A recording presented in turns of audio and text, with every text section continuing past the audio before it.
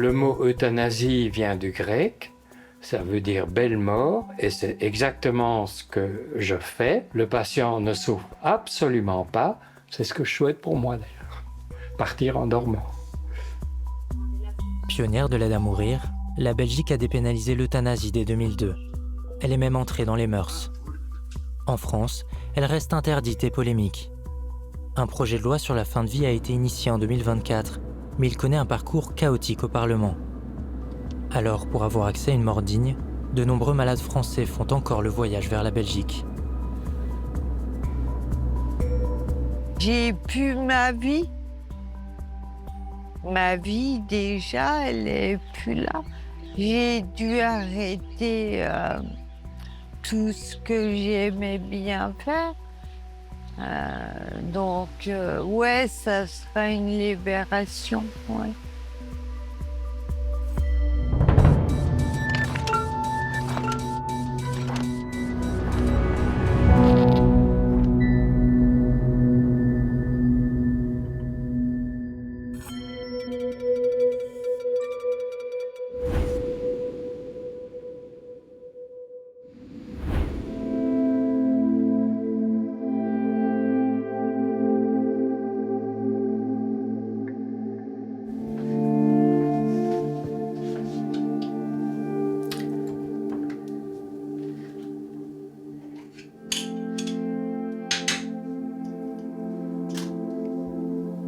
C'est un massage que je fais les matins pour détendre les muscles du visage. La nuit, ça se contracte, ça se fiche, donc il faut détendre pour que les lèvres remarchent comme il faut, les mâchoires et le cou aussi. Donc, ouais, la SLA me paralyse petit à petit. La SLA, aussi appelée maladie de Charcot, a bouleversé la vie de Valérie Thierry. Le diagnostic est tombé en 2024. Depuis, cette ancienne attachée commerciale de 59 ans lutte chaque jour pour ralentir l'avancée des symptômes. C'est pas comme un sportif qui va s'entraîner, qui en fera de plus en plus. Nous, on contraint, on en fera de moins en moins. Elle le sait, la maladie va atteindre progressivement l'ensemble des muscles de son corps. Une affection aujourd'hui incurable. Même si je fais tous les efforts du monde pour rester debout, c'est la maladie qui gagne. Je vais terminer paralysée. J'ai pas envie de me faire laver. J'ai pas envie qu'on me donne la béquille. Comment je vais mourir? C'est ma question. Donc, pour moi, ça sera la Belgique.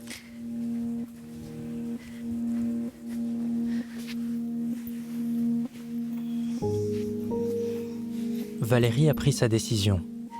Pour l'aider dans sa démarche, elle a fait appel à Claudette Pierret. Claudette accompagne des malades français vers la Belgique pour les aider à mourir dignement. Elle en a fait le combat de sa vie.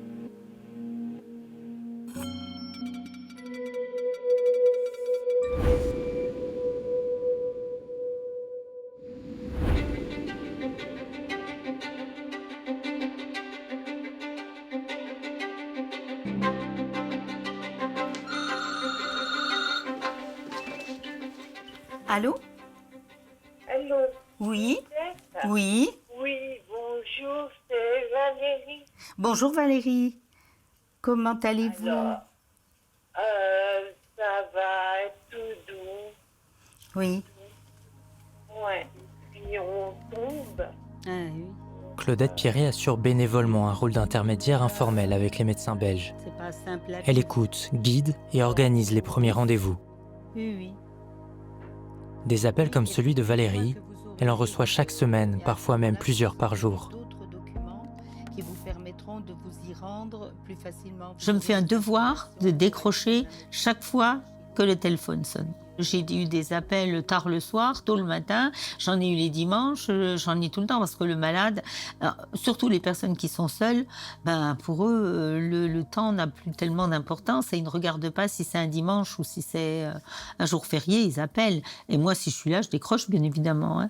J'ai de plus en plus de mal à parler. Donc, Ah oui, mais je vous entends bien là. mais je parle très lentement. Écoutez, quand vous voudrez que je vous donne les rendez-vous à Bruxelles, vous me direz. Oui, d'accord. Écoutez, moi je vous souhaite bon courage, je vous dis à bientôt. Merci. Voilà, bonne fin de journée Valérie. À vous. Merci, au revoir. Au revoir. Au niveau de la loi belge, il y a 3 principales conditions. La première, c'est que le malade lui-même demande une aide à mourir. Le malade lui-même, j'insiste bien, et personne d'autre que lui. La deuxième, c'est qu'il soit atteint d'une affection grave et incurable. La troisième, que cette affection entraîne des souffrances physiques ou psychiques inapaisables. C'est à chaque personne malade de décider de sa fin de vie et de prendre ses responsabilités. Ces 13 dernières années, Claudette Piret a accompagné plus d'une centaine de Français vers leur dernier souffle. Et elle se souvient de chacun d'eux. Chaque fois que je passe devant le papillon ou que je fais la poussière sur le globe, je pense à celui qui me l'a offert. Et en fait, c'était lui qui l'avait choisi avant de mourir. Le papillon, pour moi, ça a toujours été le symbole de la liberté. Je veux que chacun ait le choix. On a le choix de sa vie. On a le choix d'avoir des enfants. Et je ne vois pas pourquoi, quand on arrive en fin de vie, on nous enlèverait le choix de partir comme on veut, en fait.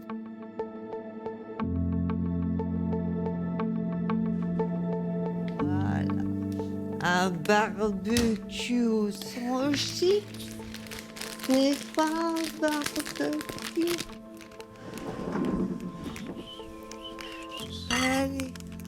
Valérie et Gilles se connaissent depuis leur enfance. Ils ont fondé une famille et sont mariés depuis une quarantaine d'années.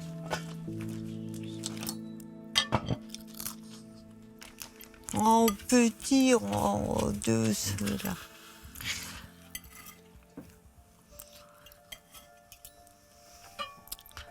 Marie.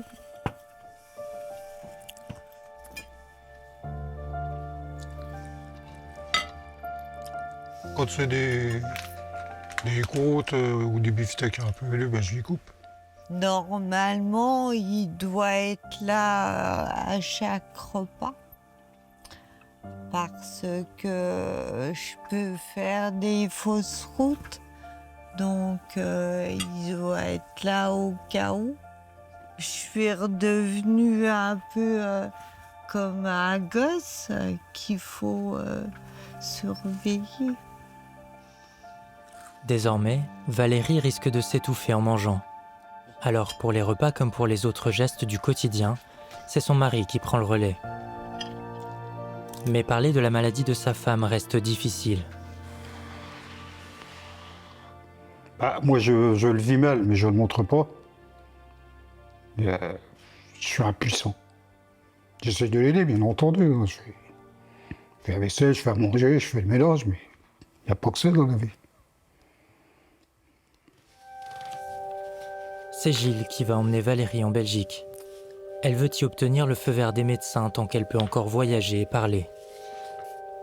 Préparer l'avenir pour pouvoir mourir dans la dignité dans plusieurs mois ou même des années lorsque la maladie aura progressé.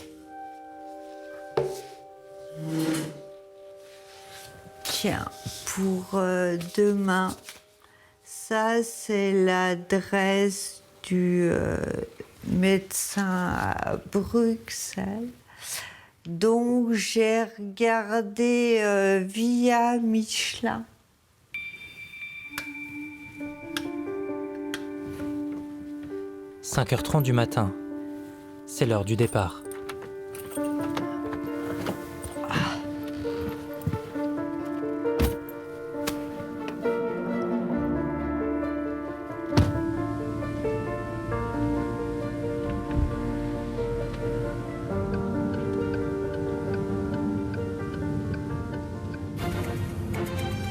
C'est Aude Vernuccio pour le journal. Bonjour Aude. Bonjour Jérôme, bonjour Marina et bonjour à tous. À la une des militants pour l'aide à mourir, jugés pour trafic de médicaments anesthésiants. 12 membres d'une association pro-suicide assisté sont jugés pour avoir aidé d'autres personnes à se procurer des médicaments afin de mettre fin à leur jour. Des délits relevant de la législation sur le trafic de substances illicites. Ils risquent jusqu'à 5 ans de prison et 75 000 € d'amende suivant les cas. Parmi les prévenus, Bernard Sonnet, médecin à la retraite, il est accusé d'avoir communiqué l'adresse mail du fournisseur de produits létals. Le médecin assume, comme plusieurs autres prévenus, qui souhaitent voir ce procès comme une tribune en faveur d'une loi sur la fin de vie.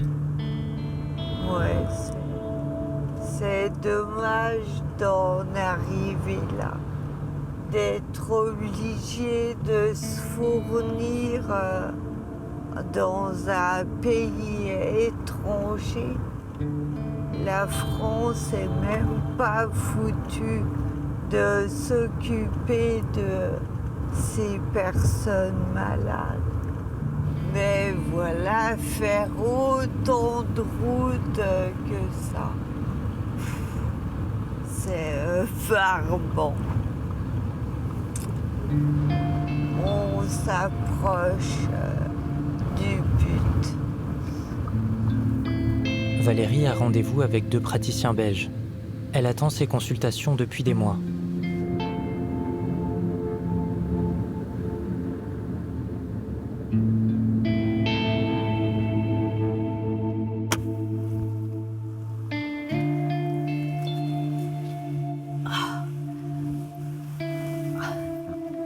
Bien m'aider.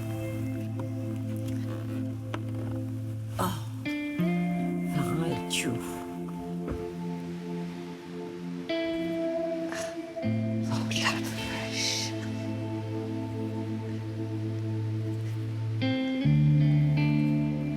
Bonjour, madame, monsieur.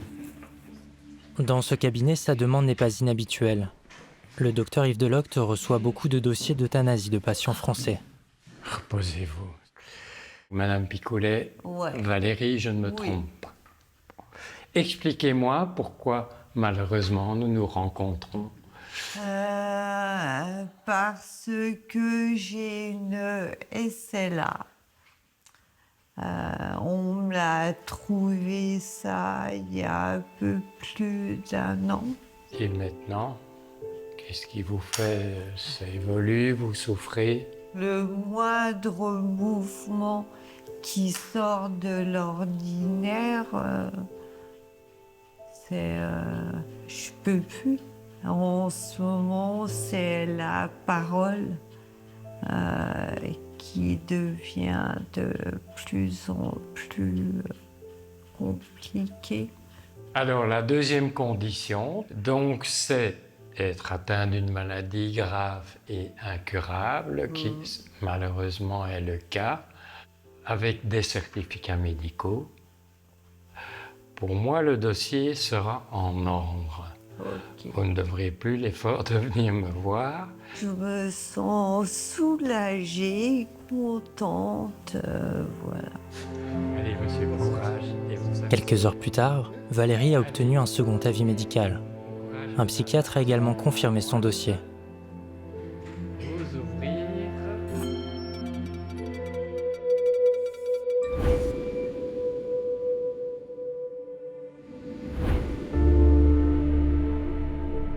La première euthanasie, c'était un prêtre. Et j'avais très peur, j'en avais jamais fait. Il était très gravement malade et c'était tout à fait justifié. On entrait dans le cadre de la loi. À l'église, je suis certainement excommunié du Vatican, de Rome, mais bon. Si à 80 ans, Yves Delocte continue d'exercer, c'est par engagement envers ses patients. Notre rôle de médecin, c'est de soulager la souffrance. On ne peut pas tout soulager. Donc, parfois, il ne nous reste plus que ça. Et là, on les soulage. Malheureusement, c'est la fin de la vie. C'est le dernier soin que je me suis engagé vis-à-vis du patient à prodiguer. Ce soin, il l'a apporté à de nombreux Français. Pour lui, le pays voisin doit prendre ses responsabilités. En 2024, ils sont plus d'une centaine à avoir franchi la frontière pour finir leur jour sur le sol belge, soit 90% des demandes venues de l'étranger. Moi, je voudrais, comme je pense beaucoup de médecins belges, que la France ait une loi convenable. Je suis effrayé qu'un pays comme la France ose encore laisser des gens grabataires, paralysés, faire 1000 km pour venir jusqu'ici. J'ai fait des consultations devant mon cabinet dans des ambulances. Je trouve ça épouvantable et inacceptable. Claudette Pierret et le docteur Delocte tentent donc de faire évoluer les mentalités de l'autre côté de la frontière. Dans ce lycée du nord-est de la France, ils rencontrent une classe de terminale en option droit pour sensibiliser les élèves aux enjeux de la fin de vie. Donc, vous ne me connaissez pas, je suis venu l'année passée, je suis le docteur Yves Delocte, je viens de Bruxelles, je suis parti ce matin. Depuis 2002, donc, nous avons une loi qui dépénalise l'euthanasie. La Belgique est inondée de demandes, je crois que Mme Pierret peut le confirmer, de demandes françaises. Et les hôpitaux belges ferment de plus en plus leurs portes parce que pour les médecins, croyez-moi, ce n'est pas tellement facile à faire. On préfère soigner d'autres maladies. Donc, il n'y a pas beaucoup de médecins qui acceptent. Et les hôpitaux, rien qu'à Bruxelles, il n'y en a plus que 2 qui acceptent les patients étrangers. Oui. Pour le cas des mineurs, est-ce que c'est les mêmes conditions d'accès que pour les majeurs? Les conditions sont encore plus sévères. Moi, je préfère ne pas le faire. Mais la loi l'autorise. Il y a très peu, d'ailleurs, d'euthanasie de mineurs en Belgique. Je crois que depuis 2014, ça fait 11 ans, il y en a eu 4 ou 5.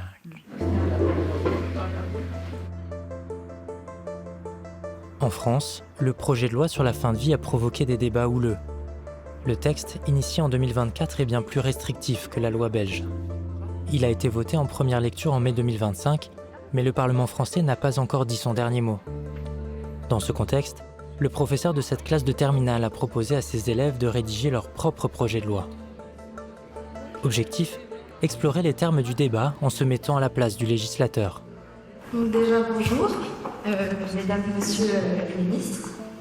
Donc, je voudrais commencer par dire que nous sommes dans un État qui prône la liberté et nous n'avons toujours pas de loi qui laisse le choix à chacun de la fin de sa vie. Dans cette Assemblée nationale fictive, chaque élève doit défendre le point de vue d'un bord politique attribué de manière aléatoire. La France, phare des droits de l'homme, phare des droits humains, est maintenant en retard d'une dizaine d'années sur ses voisins européens. Cela ne peut plus durer. Nous devons lever le doute sur la fin de vie de nos concitoyens, notamment en leur laissant le droit de mourir dans la dignité chez eux. Je pense qu'il est préférable de privilégier la médecine plutôt que de mettre en place un abattoir. Nous vous proposerons des amendements pour chaque article et des amendements qui seront dans nos idéaux et qui permettront de faire un projet de loi ouvert à tous les Français, j'irai même encore plus loin, ouvert à tous les résidents de notre chère nation. On entend derrière justement que les débats sont vifs. On pourrait de prime abord croire que la jeunesse n'est pas forcément concernée ou concernée en tout cas de loin par le sujet, mais bien sûr qu'elle est concernée au premier plan déjà sur le plan émotionnel, lorsque ça concerne leurs parents ou aussi leurs grands-parents par exemple.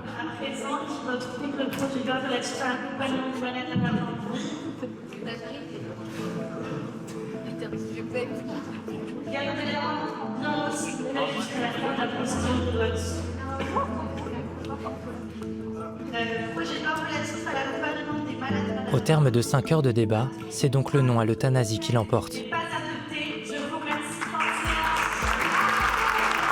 Je trouve ça dommage que le texte de loi n'ait pas été adopté, dans le sens où je pense pas qu'il y en aura un nouveau qui va être fait d'ici peu. Personne ne votait en fonction des amendements, mais plutôt en fonction des affinités. Et si ça se passe réellement comme ça dans l'Assemblée nationale, c'est normal que notre gouvernement et notre État aillent de mal en pis finalement. Je suis fatiguée. À Bruxelles, Valérie a obtenu l'accord définitif des médecins pour une euthanasie. Ah, du soleil! C'est l'issue qu'elle espérait. Lorsque le moment sera venu, elle pourra revenir ici pour son ultime voyage. t'as moins peur. Puis on verra pour le après. Mais ouais, je suis rassurée. Il a validé mon dossier parce que je cherchais régulièrement des méthodes de suicide. Donc ça, j'aurais plus besoin. Je sais que j'ai ma solution. Voilà.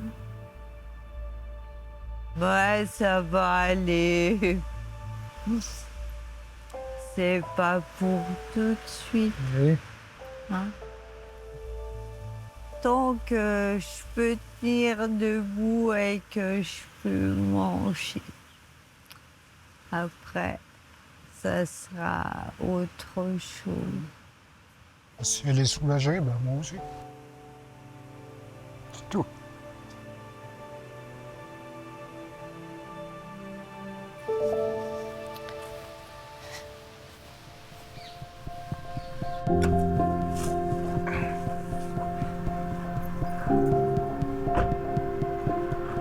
La veille d'une euthanasie, le docteur Delocte tient à rencontrer une dernière fois ses patients.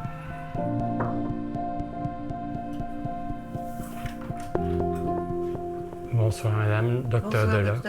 Vous vous en doutez. Entrez. Maddy, 91 ans, est venue de France accompagnée de sa fille. Bonsoir madame. Elle passera sa dernière soirée dans cet hôtel au nord de Bruxelles. Les deux femmes souhaitent témoigner à visage caché. J'adorais voyager, j'adorais danser, j'adorais les restaurants, j'adorais vivre. Vivre. Chose que je ne peux absolument plus faire. Vous me direz qu'à mon âge, c'est normal.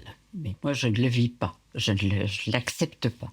Quand je me suis cassé le bassin, que j'ai terriblement souffert, j'ai dit c'est fini, je ne veux plus continuer à vivre dans ces conditions. Et j'ai vu vraiment la fin de ma vie.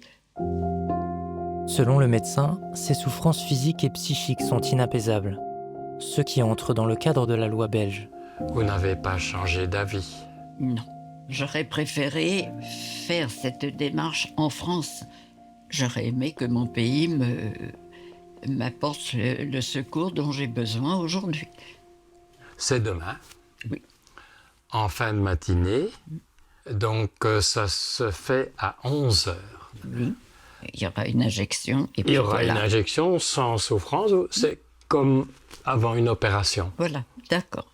Partir dans la dignité, pour moi, c'est énorme. Et demain matin, je peux prendre un dernier petit déjeuner. Tout ce que vous voulez. Bon. Tout. Tout. Tout ce que vous aimez. Des croissants, du beurre, de la confiture. Tout. Voilà, madame. Vous ne devez pas vous lever.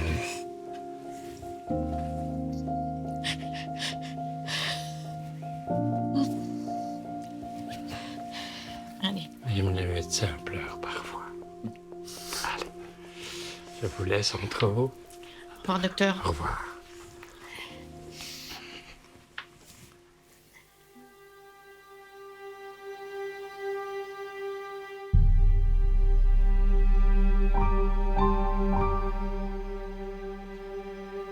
Le lendemain matin, dans cet hôpital de la région bruxelloise, tout est minutieusement préparé pour l'accueil de Maddy. Elle a accepté que nous l'accompagnions jusque dans ses derniers instants.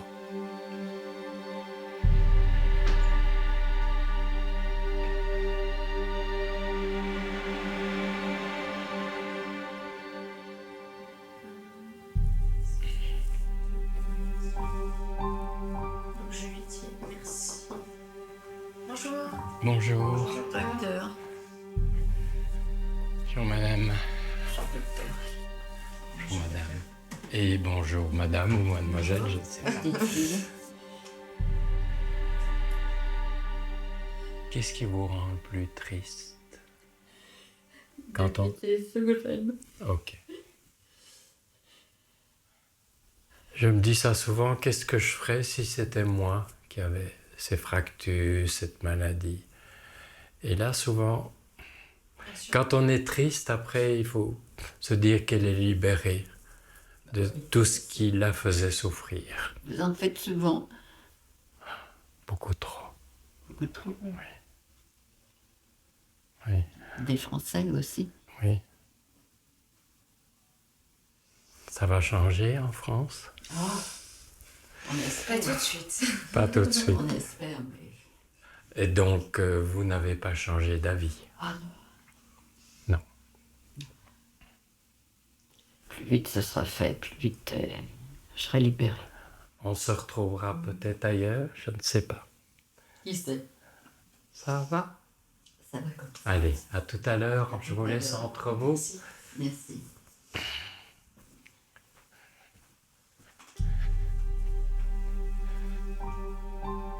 Le docteur Delocte est rejoint par un autre médecin, Wim Distelmans, professeur en médecine palliative.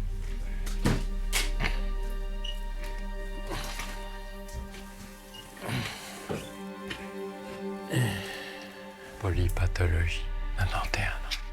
Fracture du bassin, des vertèbres. Ok. Il prenait de la morphine et tout.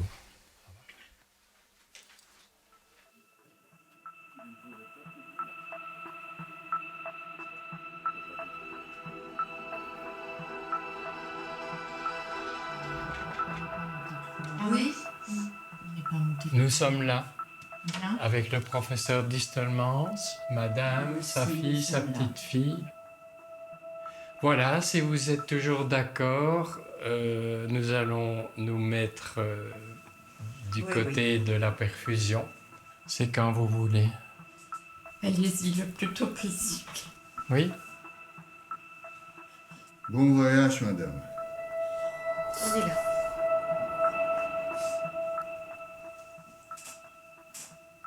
Il n'y a eu aucune souffrance. La patiente s'est endormie en moins d'1 minute. L'émotion est forte, mais je suis soulagé que ça s'est bien passé. C'était son souhait et nous avons obéi.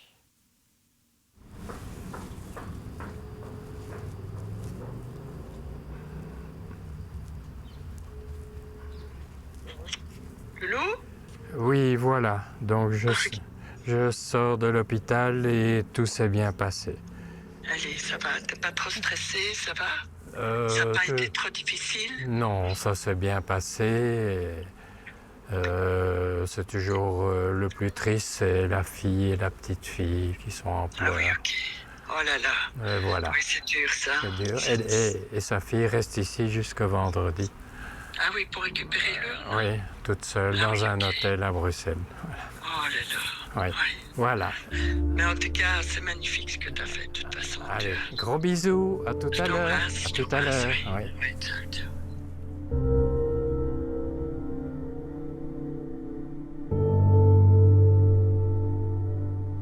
Après une euthanasie, je viens me balader ici dans la forêt. D'abord, ça me calme parce que je suis quand même fort ému et ça me permet d'évacuer tout ce qui vient de se passer. Les adieux avec le patient qui nous a quittés. On dit à peu près toujours les mêmes phrases. On lui dit on va peut-être se revoir ailleurs.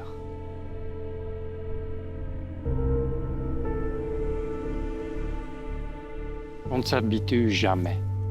C'est quand même donner la mort, c'est le geste ultime.